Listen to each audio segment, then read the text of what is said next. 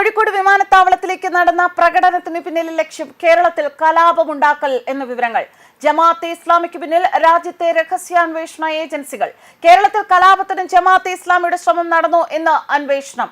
ഈജിപ്തിലെ Muslim Brotherhood സ്ഥാപകൻ ഇമാം ഹസനുൽ ബന്ന, ഹമാസ് സ്ഥാപകനായ അഹമ്മദ് യാസിൻ, യഹ്യ സിൻവർ തുടങ്ങിയവരുടെ ചിത്രങ്ങളുമായി മുസ്ലിങ്ങൾ വിമാനത്താവളത്തിലേക്ക് കഴിഞ്ഞ ദിവസം ഇരച്ചു കയറാൻ ശ്രമിച്ചിരുന്നു.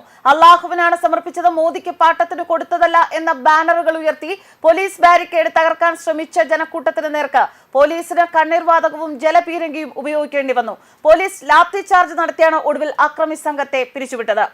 കോഴിക്കോട് കരിപ്പൂർ വിമാനത്താവളത്തിലേക്ക് നടന്ന ജമാഅത്തെ ഇസ്ലാമി പ്രകടനം വിവാദമാകുന്നു. ഹമാസ് ഭീകരരുടെ ചിത്രങ്ങൾ ഉപയോഗിച്ചതും പ്രധാനമന്ത്രിക്കെതിരെ മതപരമായ മുദ്രാവാക്യങ്ങൾ ഉയർത്തിയതും കലാപ ലക്ഷ്യത്തോടെ എന്ന് രഹസ്യാന്വേഷണ ഏജൻസികളുടെ നിഗമനം. സ്റ്റുഡൻസ് ഇസ്ലാമിക് ഓർഗനൈസേഷനും സോളിഡാരിറ്റിയും നടത്തിയ വിമാനത്താവള മാർച്ചിൽ പങ്കെടുത്ത 1000-ഓളം പേർ ഇപ്പോൾ നിരീക്ഷണത്തിലാണ്. കലാപ ലക്ഷ്യത്തോടെ സംഘടിച്ച ആക്രമണം നടത്തിയതിന് ജമാഅത്തെ ഇസ്ലാമിയുടെ യുവജന വിദ്യാർത്ഥി വിഭാഗം നേതാക്കളായ 6 പേർക്കെതിരെ കൊണ്ടോട്ടി പോലീസ് കേസ് രജിസ്റ്റർ ചെയ്തിട്ടുണ്ട്.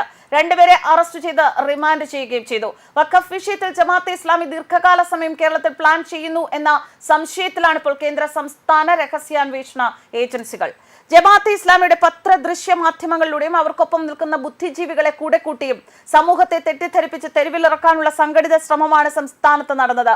എല്ലാ സ്ഥലങ്ങളിലും സംഘർഷ സാഹചര്യങ്ങൾ സൃഷ്ടിക്കാൻ ജമാഅത്തെ ഇസ്ലാമിയുടെ നീക്കം വഴിവെക്കും എന്ന ആശങ്ക കേരള പോലീസിനുണ്ട്. വഖഫ് ബില്ലുമായി ബന്ധപ്പെട്ട് ജമാഅത്തെ ഇസ്ലാമിയുടെ വാർത്താ ചാനലുകളിൽ നടക്കുന്ന ചർച്ചകളും വാർത്താ സംപ്രേഷണങ്ങളും നിരന്തരം നിരീക്ഷിക്കണമെന്ന നിർദ്ദേശവും രഹസ്യാന്വേഷണ ഏജൻസികൾക്ക് ലഭിച്ചിട്ടുണ്ടെന്ന് അറിയുന്നു. കേന്ദ്ര സർക്കാർ വഖഫ് ബിൽ പാസാക്കിയതിൽ പ്രതിഷേധിച്ച് കോഴിക്കോട് വിമാനത്താവളത്തിലേക്ക് നടന്നത് അത്യന്തം പ്രകോപനപരമായ മാർച്ചാണെന്നാണ് ഏജൻസികൾ വിലയിരുത്തുന്നത്. ജമാഅത്തെ ഇസ്ലാമി വൈസ് പ്രസിഡന്റ് മലിക് മുത്തസിം ഖാന്റെ നേതൃത്വത്തിലായിരുന്നു വിമാനത്താവള ഉപരോധം. പോപ്പുലർ ഫ്രണ്ടിന്റെ നിരോധനത്തോടെ SDPI പോപ്പുലർ ഫ്രണ്ട് പ്രവർത്തകർ മിക്ക മുസ്ലിം സംഘടനകളുടെ പരിപാടികളിലും വലിയ തോതിൽ പങ്കെടുക്കുന്നതും ഏജൻസികളുടെ നിരീക്ഷണത്തിലാണ്. ജമാഅത്തെ ഇസ്ലാമിയുടെ നീക്കങ്ങൾ നിരീക്ഷിക്കുന്ന ഏജൻസികൾ വരും ദിവസങ്ങളിൽ കൂടുതൽ കർശനമായ നടപടികൾക്ക് തയ്യാറെടുത്തേക്കുമെന്നും സൂചനയുണ്ട്.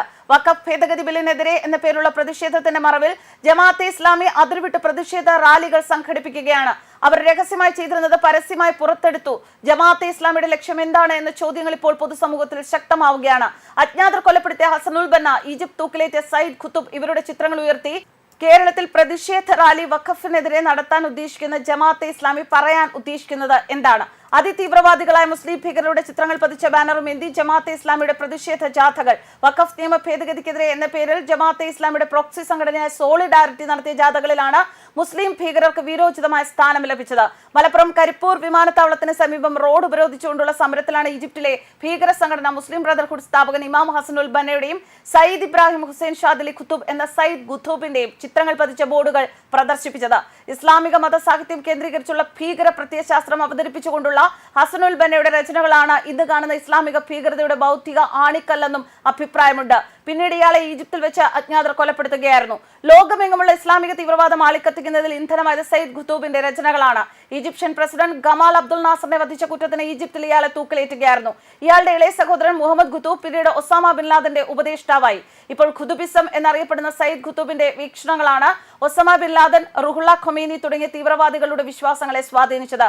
ഇതുകൂടാതെ ഇസ്ലാമിക മത സാഹിത്യത്തിന് സയ്യിദ് ഖുതുബ് നൽകിയ വ്യാഖ്യാനങ്ങളാണ് ഐസിസ്, അൽ ഖ്വയ്ദ, താലിബാൻ, ബൊക്കോ ഹറാം, അൽ ഷബാബ്, അബു സയ്യാഫ് തുടങ്ങിയ ഗ്രൂപ്പുകളെയും അവരുടെ അനുബന്ധ സംഘടനകളെയും പോഷിപ്പിക്കുന്നത്. ഇന്ത്യൻ ഉപഭൂഖണ്ഡത്തിലെ എല്ലാ ജമാഅത്തെ ഇസ്ലാമിക് ഘടകങ്ങളും ഒളിഞ്ഞും തെളിഞ്ഞും സയ്യിദ് ഖുതുബിന്റെയും ഹസനുൽ ബന്നയുടെയും ആശയങ്ങൾ പ്രചരിപ്പിക്കുന്നവരാണെന്നാണ് വിലയിരുത്തൽ. എന്തായാലും ഇപ്പോൾ ഈ ജാഥ നടത്തിയവരും ഈ ജാഥയ്ക്ക് ഒപ്പം കൂടിയവരും രഹസ്യാന്വേഷണ ഏജൻസികളുടെ നിരീക്ഷണത്തിലാണ്. വഖഫ് ഭേദഗതി നിയമത്തിനെതിരെ കേരള സമൂഹത്തിന്റെ പ്രതിഷേധം ഇളക്കിവിടാനായിരുന്നു ഈ സംഘടനകൾ ശ്രമിച്ചത്. അതിലൂടെ കേരളത്തിൽ ഒരു കലാപം തന്നെയായിരുന്നു ഈ ജാഥയുടെ പിന്നിലെ ലക്ഷ്യമെന്നാണ് ഇപ്പോൾ കേന്ദ്ര രഹസ്യാന്വേഷണ ഏജൻസികൾ വിലയിരുത്തുന്നത്. ന്യൂസ് ഡെസ്ക് കർമ്മ ന്യൂസ്.